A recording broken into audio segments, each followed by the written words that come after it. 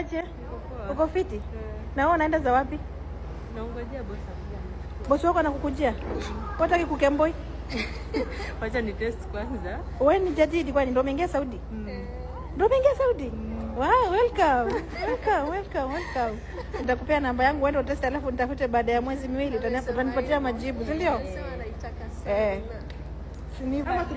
Okay, chukua namba yangu 05 90 52 70 46. Nimekupatia 2 months kwa contract, nitafuta sawa. Sasa hiyo namba usisahau. Kwanza niambie hai kwa WhatsApp. Toa hiki kitu sasa, toa hiki kitu hiyo. Hii message ya tu yani kiwewe. Huyu ndio ni ukama wa Saudi. Hii ndio nugu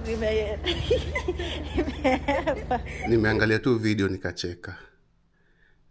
Nikacheka like ule demo akijaribu kuingia box ya huyu mama atakuwa amejikosea sana. Like madem, kwani mnanga alternative? Si ufanye kazi kwa contract, kazi kataa. Enda home, tafuta nchi nyingine ukuje. Like udem ni jadid ajai kanyaga Saudi. Alafu unaingia tu Saudi hivi, unagojea sponsor wako ndio boss wako. Alafu unapatana na jimama linakwambia maneno kama hiyo. Like madem, hamna alternative ingine like kukiumana ndio. Enda mtaa. Jua venye figure out venye utarudi tena Saudi.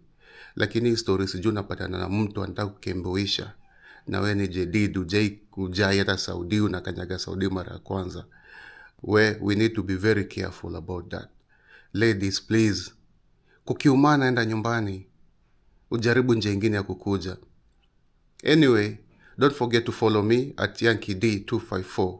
Subscribe on my YouTube channel. Cheers. See you on the next video.